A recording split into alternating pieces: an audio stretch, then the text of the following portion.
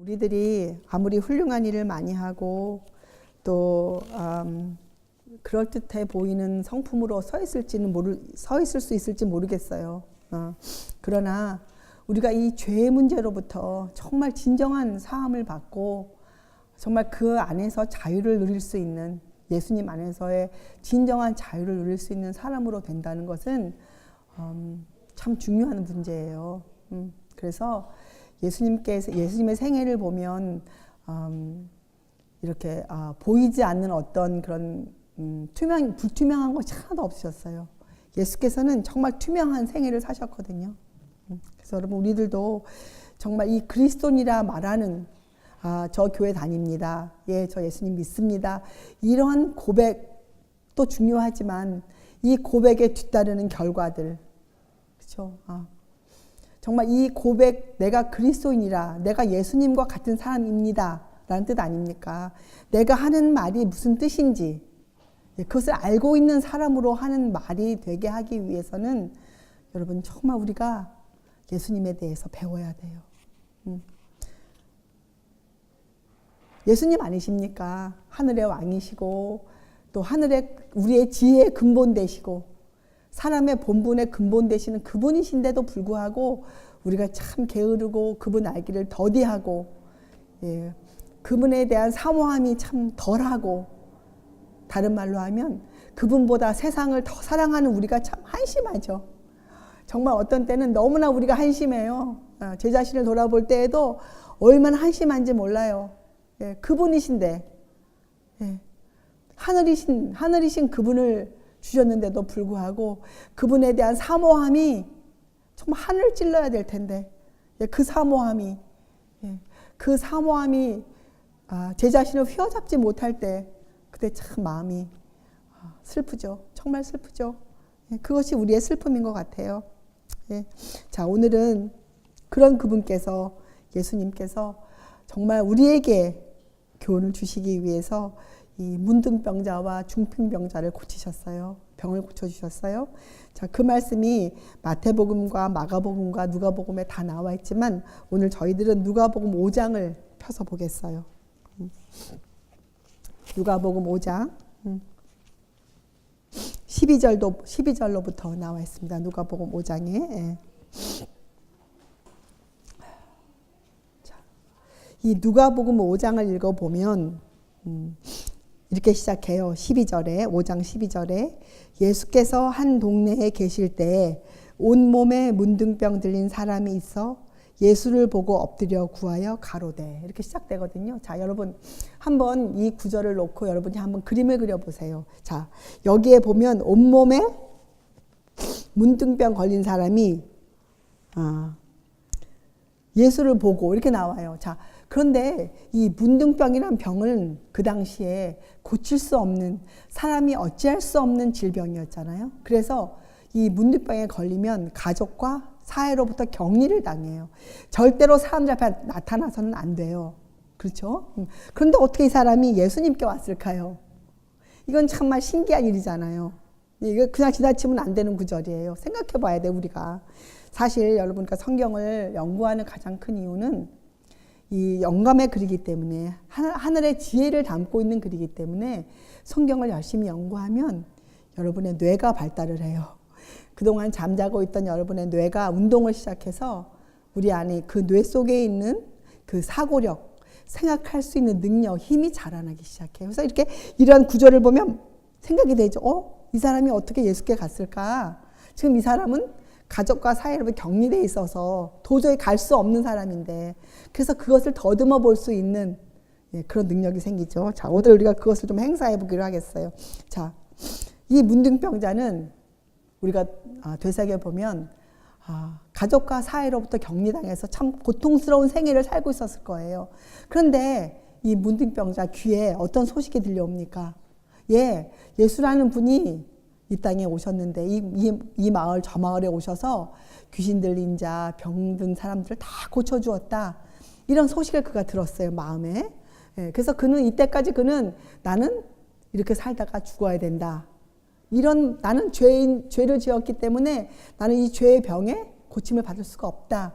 이렇게 판단받았고 자신도 그렇게 믿고 살았던 그의 마음에 아주 가늘지만 믿음이 솟아나기 시작했어요. 혹시 내가 그분을 만나면 혹시 내가 나음을 받지 않을까, 아주 가느다란 믿음이 그의 마음에 솟아오르기 시작했어요. 자, 그런데 그 다음에 또 어떤 마음이 들어왔을까요? 근데 그 다음에 그 마음에 이렇게 들어왔죠. 고민이 시작됐어요.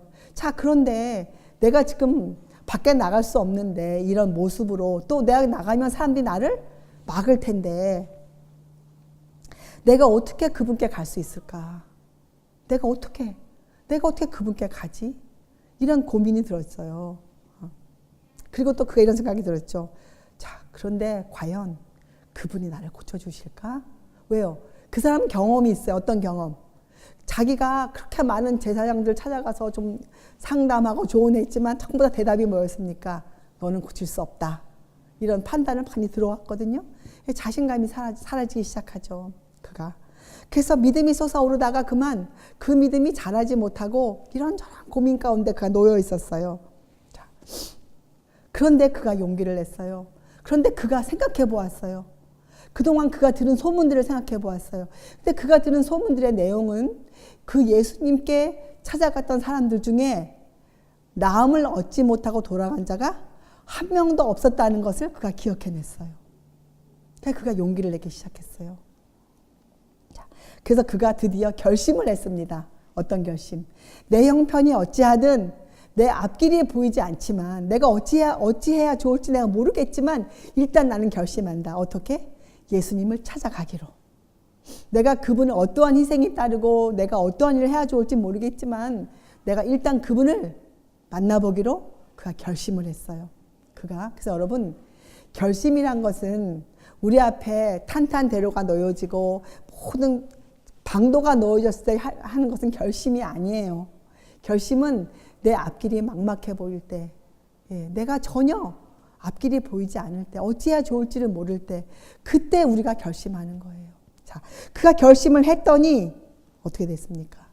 그는 예수께로 인도함을 받았어요. 그가 지금 예수님 앞에 나와 있잖아요.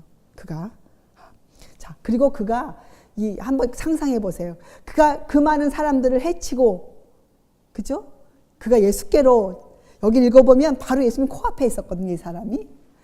그가 그 예수께로 가기까지 얼마나 많은 사건들이 있었겠습니까? 사람들의 아우성, 사람들의 외침, 물러가라는 사람들의 고함 소리, 그죠?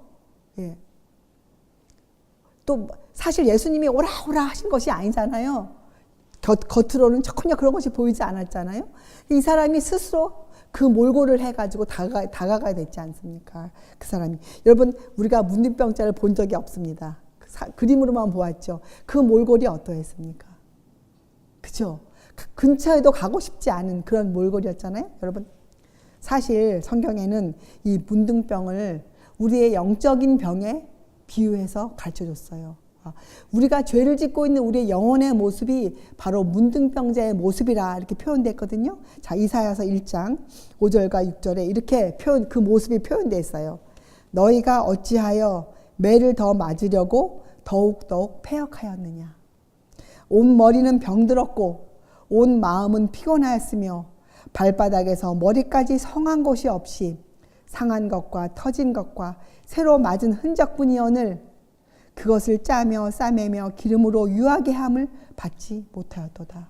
이것이 죄 가운데 있는 사람들의 형편이에요. 여러분, 만약에 여러분의 영의 상태가 어떠한지 한번 진단을 내려보세요. 오늘 지금 읽은 이 이사야서의 말씀이 혹시 여러분의 영혼의 모습이 아닐런지. 온 머리는 병들었고, 온 마음은 피곤하고, 발바닥에서 머리까지 성한 곳이 없어요. 상하고 터지고 또 새로 맞은 흔적뿐이에요. 매일매일 얻어맞은 흔적뿐이에요.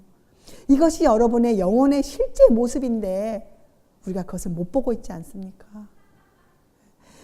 차라리 육체의 병이 들었다면 그 육체의 질병을 보고 내가 병들었으면 알 수 있겠건만 여러분의 마음의 병, 여러분의 영의 병을 여러분이 어떻게 진단해 보시겠어요? 여러분께서.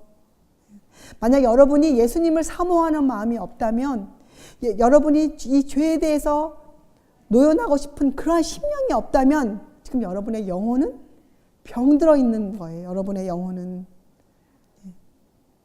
여러분의 모든 것을 들여서 그분을 따르고 싶은 마음이 없다면, 여러분의 마음대로 살고 싶은 마음이 강하다면 여러분의 영혼은 치유할 수 없는 문둥병에 지금 걸려 있는 것이에요. 발바닥에서 머리까지 상한 곳이 하나도 없는, 도저히 어찌할 수 없는 그런 몰골, 아무도 여러분과 친구하고 싶지 않은, 가족과 사이로부터 격리되어져 있어야 하는, 왜요? 남에게 그 영향을 끼치는 삶이기 때문에.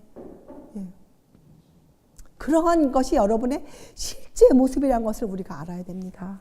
그래서 우리가 주님께 떨리는 무릎을 세우고 우리가 주님께 나아가야 돼요. 주님, 저를 구하옵소서. 제 영혼을 구해 주시옵소서. 우리가 주님께 그렇게 나아가야 하는 것이 우리의 마땅한 입장이거늘 여러분, 참 우리가 한심한 사람들이죠.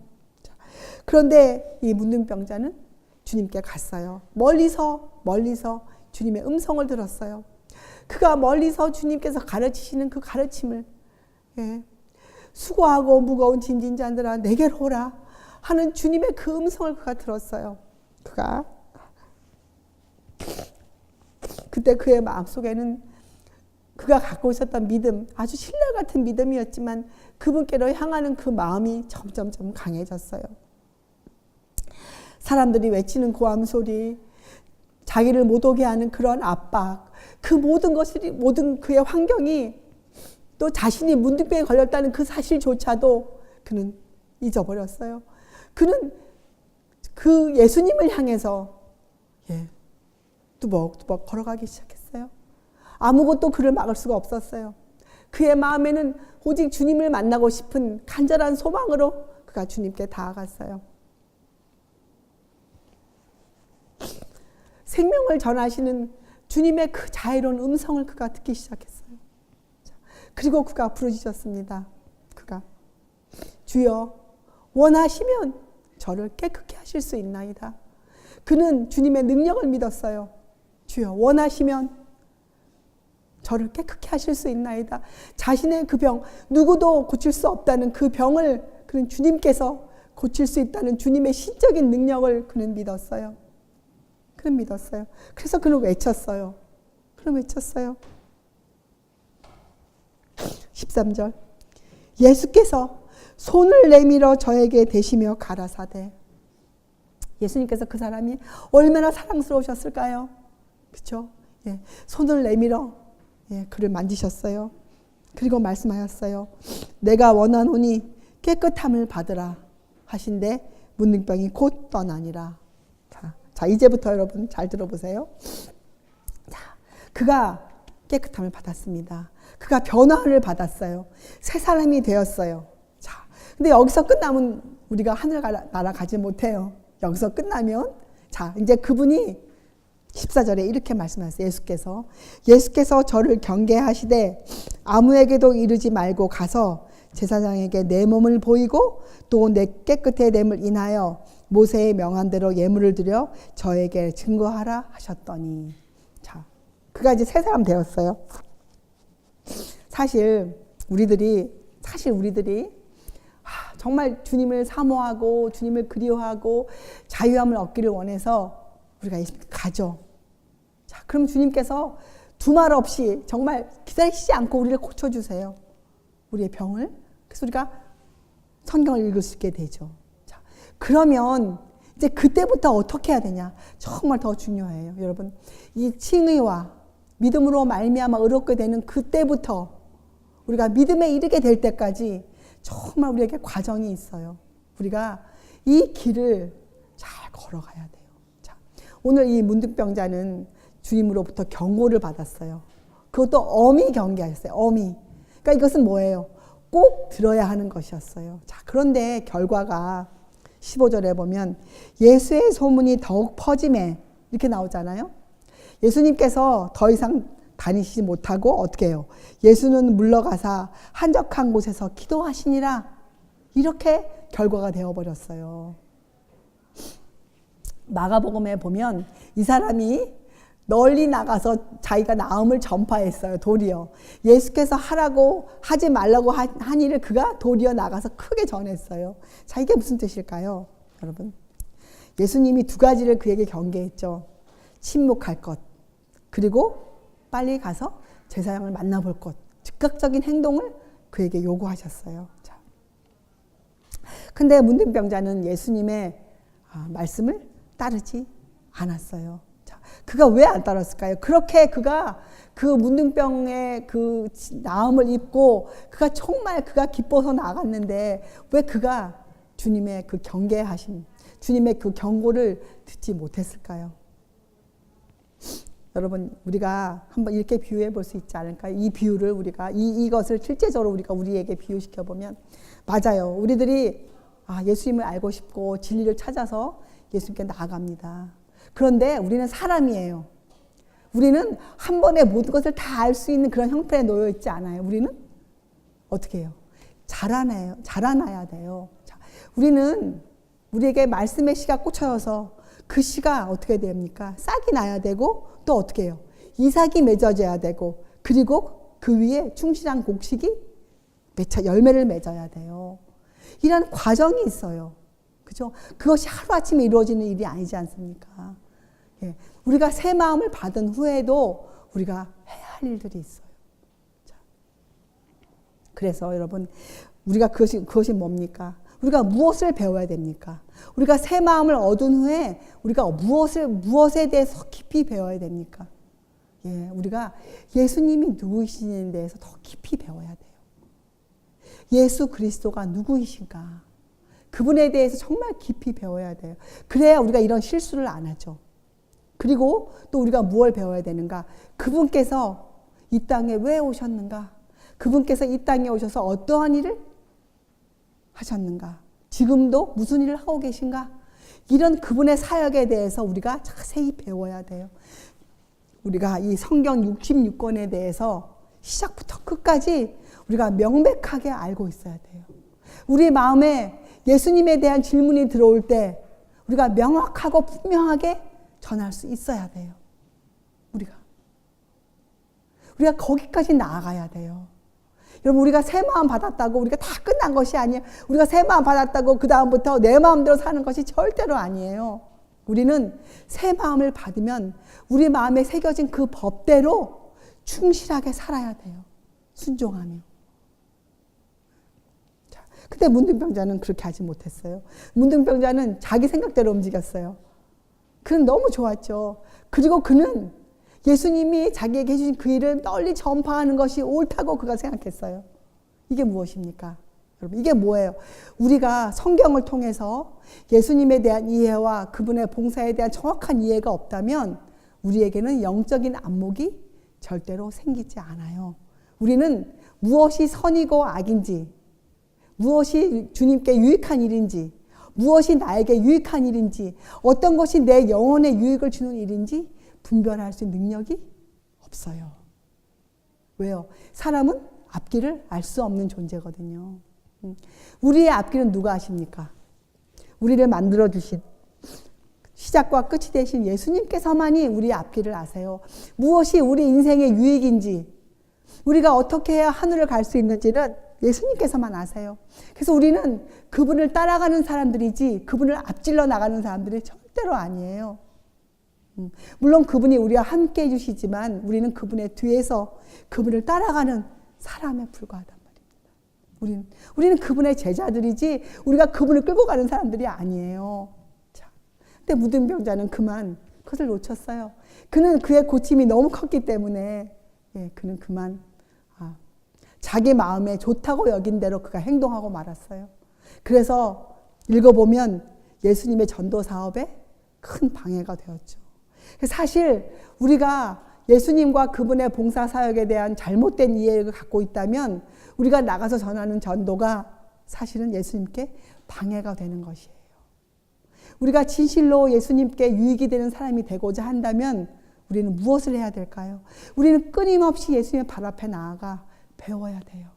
예수님이 누구신지, 그분이 우리에게 어떤 일을 해주고 계신 분이신지, 그분이 지금도 하늘에서 무엇을 하고 계신 것인지, 그분은 앞으로 이 땅에 어떻게 오실 것인지, 또 왜 오시는 것인지, 그렇죠? 이런 것들을 우리가 배워야 돼요. 자, 그래서 이 무등병자를 고치시고 또 앞으로 중풍병자를 고치시는 거기에는 두 가지 교훈이 있어요. 첫째, 예수님은 이 땅에서도 죄 사하는 권세를 갖고 계신 분이셨어요. 그것이 예수님의 권세였어요. 여러분, 예수님의 권세가 무엇입니까? 예수님은 외양으로 아무런 권세도 갖고 계시지 않으셨어요. 예수님의 모습이나 그분의 옷차림이나 그분의 사는 모습이나 어떤 것에도 그분은 이 권세 있는 자의 모습이 아니셨어요. 그러나 성경은 그분을 권세 있는 자라 이렇게 불러요. 예수님의 권세는 무엇이었습니까? 여러분, 우리가 오늘 다시 배우지만 그분의 권세는 죄를 사하시는 권세였어요. 죄. 우리에게 오셔서 우리의 죄를 드러내시는 분이세요. 예수께서 마지막 이 땅에 다시 오실 때에도 그분은 그 권세로 오실 것이에요. 죄를 드러나는 권세. 죄를 사하시는 권세. 자, 첫째, 예수님은 죄를 사하시는 권세를 갖고 계셨어요. 첫 번째 교훈. 그래서 여러분, 우리는 예수께 나가야 됩니다. 그렇죠? 자, 두 번째 교훈. 예수님은 우리의 영원하신 선생님이세요. 우리는 하늘의 지혜를 얻어야 될 사람들이에요. 우리가 예수님에 대한 것을 배우지 못하면 우리에게는 영적인 안목이 생기지 않아요. 우리의 인생을 우리가 주님의 말씀대로 살아갈 만한 능력이 절대로 생기지 않아요. 여러분, 새 마음을 얻은 후에 우리가 성공적으로 그리스도의 삶을 살려면 우리에게는 예수님의 가르침이 꼭 필요합니다. 가르침. 두 번째, 예수님은 우리의 끊임없는 선생님이 되셔야 됩니다. 그 두 가지 교훈이 지금 오늘 우리에게 이 무등병자를 치유해 주신 것을 통해서 우리에게 주고 계세요. 여러분과 저를 이 죄의 문제를 해결하기 위해 주님께 매일매일 나아가야죠. 주여, 주여, 저를 깨끗게 해 주시옵소서. 왜요? 그것이 하나님 아버지의 뜻이기 때문에 그러하죠. 아버지의 뜻은 우리의 거룩함이에요. 아버지의 뜻은 우리를 죄로부터 정결케 하여서 우리로 하여금 하나님께 순종할 수 있는 삶을 살게 하는 것. 그것이 아버지 하나님의 뜻이에요. 여러분, 그래서 갈라디아서 1장 4절에도 그리스도께서 하나님 곧 우리 아버지의 뜻을 따라 이 악한 세대에서 우리를 건지시려고 우리 죄를 위하여 자기 몸을 들이셨다.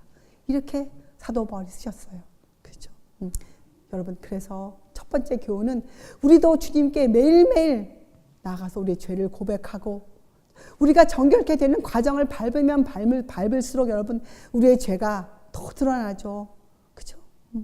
그 죄를 고백하고 주님께 치유함을 받고 또 우리가 어떻게 해야 됩니까? 나아가서 우리가 하루하루를 주님의 산 증인으로 살 수 있도록 이 사람은 이 문둥병자는 주님의 증인이 되어주지 못했잖아요. 그렇죠? 우리가 주님의 산 증인이 되기 위해서 어떻게 해요? 우리가 우리에게 영적인 안목을 키워가기 위해서 주님의 그 희생이 무엇인지 주님께서 왜 이 땅에 그렇게 가난한 삶을 사셨고 왜 십자가에까지 가셨는지 나도 그 십자가를 지고 갈 수 있는 사람이 될 수 있도록 우리가 매일매일 주님께 나아가서 생명의 떡을 먹어야 된다.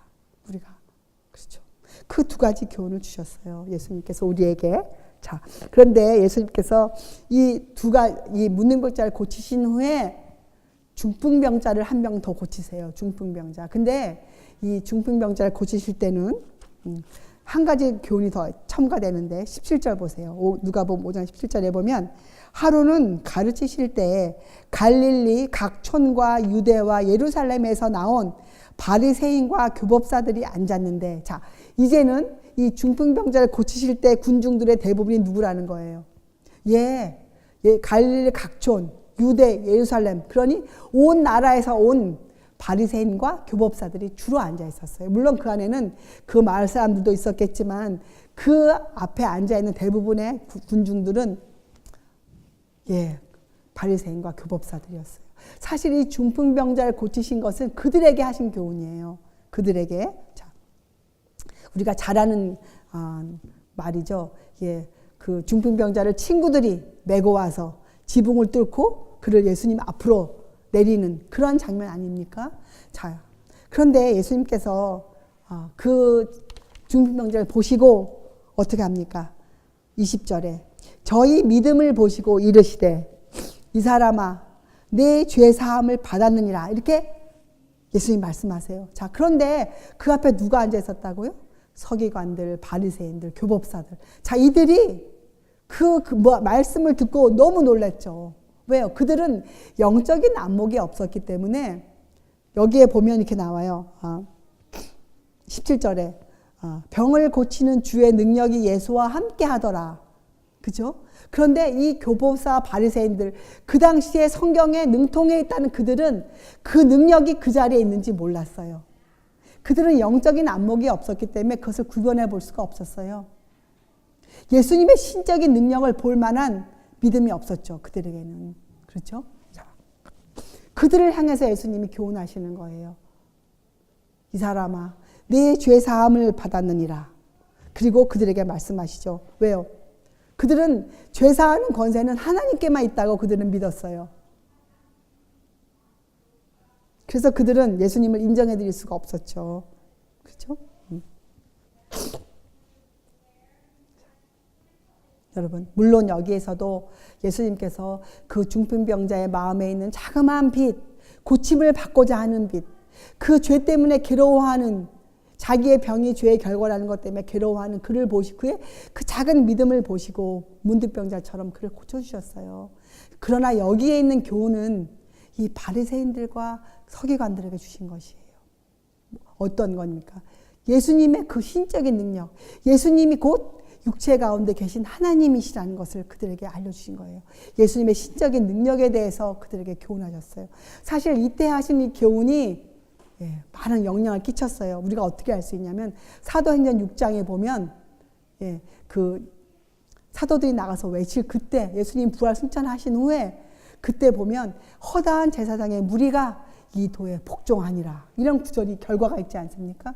그래서 이때 예수님이 하신 교훈이 싹을 내렸어요. 싹이 그들에게 떨어졌죠. 그렇죠?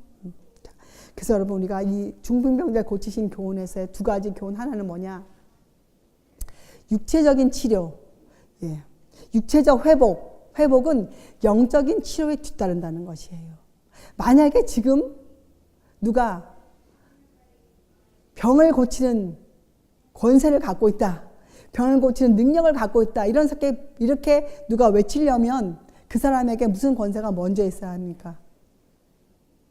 예수님으로부터 무슨 권세를 먼저 받아야 합니까? 사람의 영을 치료할 수 있는 능력이 먼저 있어야 돼요. 그죠? 그것이 있어야 돼요. 그건 무슨 능력입니까?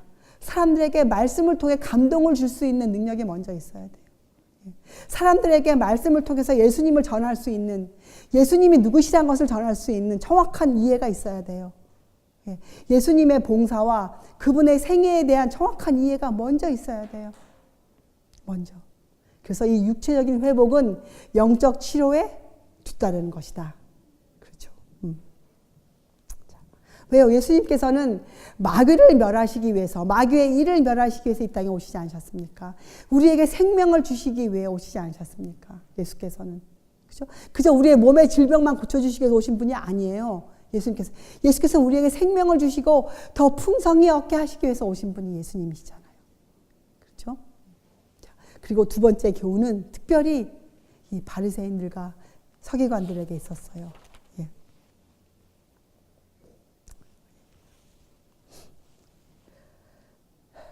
여러분, 근데 그 당시 바리새인들은 예수님께서 육체 가운데 계신 하나님이시라는 것, 예수께 이 신적인 능력이 있다는 것, 죄를 사하는 권세가 있다는 증거가 커질수록 바리새인들 마음에는 불신이 굳어갔어요. 여러분, 이 시대에도 어떤 사람들은 성경을 통해서 명백한 진리가 제시되어지는데도 불구하고 자기의 고집을 세우는 사람들이 있지 않습니까? 자기의 고집을 버리지 않는 사람들, 자기의 완고함을 꺾지 않는 사람들, 성경이 뭐라 해도 거기에 대해 전혀 움직이지 않는 사람들, 그들의 완고와 불신은 사실은 문둥병보다, 중풍병보다 더 심각한 질병이에요. 어찌 보면 완고와 불신은 치유받을 수 없는 정말 그런 병이죠. 이 사람의 고집은 하늘을 무시하는, 영생을 잃어버리는 정말 치명적인 질병이에요. 치명적인 질병. 우리는 오늘 이 중풍병자를 고치신 예수님의 교훈을 통해서 우리 마음에 내재하고 있는, 숨어있는 고집과 우리의 아집과 우리의 불신을 정말 갖다 버려야 돼요. 그것은 정말 걸레조각 같은 것들이에요. 우리를 영생으로 절대로 인도하지 못합니다. 그렇다고 우리의 생애 자체조차도 기쁨과 희락으로 줄 수 없는, 우리의 가정에 행복을 줄 수 없는, 내 자녀와 내 식구들을 괴롭힐 수뿐이 없는 그런 것이 내 고집과 아집이에요. 여러분, 우리는 하루빨리 우리의 고집과 우리의 이 아집을, 우리의 불신을 버려야 됩니다. 우리는 성경에서 말씀하신 그대로 주님을 믿고 따라야 살아야 됩니다. 그것이 우리가 오늘 이때 우리가 해야 할, 우리의 마땅히 해야 할 우리의 도리이죠. 여러분 그 당시에요. 예수님 당시에 아무리 악하고 뿌리가 깊은 신체의 질병이라 할지라도 문둥병은 그 당시에 절대로 고칠 수 없는 병으로 그렇게 인정받았던 병이에요. 중풍병도. 그런데 그런 질병이라도 주님의 능력으로 그들이 나음을 입지 않았습니까? 그러나 여러분, 영혼의 질병은 그 걸린 사람이 그 빛에 대해 눈을 감아버리면 어떤 방도가 없어요. 고칠 수가 없어요, 여러분. 여러분의 영적인 상태에 대해서 좀 정확히 주님의 무릎에 나아가서 정확히 한번 살펴보세요. 여러분의 발바닥부터 머리 끝까지 여러분 상태가 어떠한지, 그리고 주님께 나아가 치유함을 받으세요. 여러분 안에 숨어있는 이기심과 시기심을 다 내어버리고, 주의 말씀대로, 주의 말씀이 여러분 눈에 아무리 불가해 보인다 할지라도 그것이 주님의 말씀이 아닙니까? 우리를 사랑하셔서 하나님의 어린 양으로 십자가에 내려가시고 여러분의 죄를 위해서 못 박혀 죽으시고 지금 또 부활 승천하시어 하나님 우편에서 우리를 위해 간구하고 계시는 그분이 아니십니까? 그분이 하늘의 왕이 아니십니까? 여러분의 구세주가 아니십니까? 그분께서 다시 오실 때가 멀지 않았습니다. 그분께서 이 땅에 오실 때가 멀지 않았어요. 또 여러분의 인생이 끝날 때가 멀지 않았어요. 여러분, 자, 이런 형편에서 우리들이 무엇을 어떻게 살아야 하겠습니까, 여러분? 여러분이 문둥병자처럼, 중풍병자처럼 주님 앞에 나아가 치유함을 받아야 되지 않겠습니까? 우리가 주님으로부터 이 사람아 내가 네 믿음을 보았노라. 내가 네 믿음을 보았노라. 죄 사함을 받았느니라. 그리고 주님의 능력으로 우리가 매일매일 기뻐하며 주님의 증인으로 살아야 되지 않겠습니까, 여러분?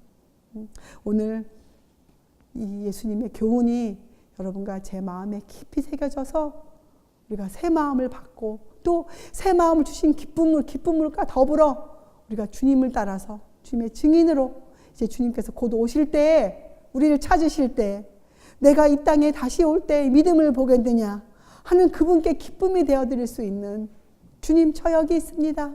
주님 제 믿음을 보시옵소서. 주님, 이렇게 우리가 주님께 갈 수 있는 그런 우리가 되기를 진심으로 바랍니다. 우리 함께 기도드리시겠어요? 하나님 아버지, 저희의 발바닥부터 머리끝까지 저희를 살펴보아 주시옵소서. 저희의 영혼을 주님 고쳐주시옵소서. 저희의 영이 살아나 주님과 함께 주님의 품 안에서 거할 수 있도록 주님 도와주시옵소서. 주님, 저희가 저희 앞에 놓인 환경과 저희의 상태를 저희가 보지 아니하고 저희 앞에 계신 주님만을 바라볼 수 있는 저희의 눈을 열어 주시옵소서. 주님, 그래 저희의 귀가 주님의 음성을 듣고 주님의 진리로 저희가 새로움을 받아 힘을 얻어 주님, 저희가 그렇게 살 수 있도록 이 땅에서도 죄를 사하시는 주님의 권세의 증인으로 저희가 살 수 있도록 주님 저희들을 인도하여 주시옵소서. 감사드리오며 귀하신 구주 예수 그리스도의 이름을 받들어 아버지께 간절히 기도드리옵나이다. 아멘.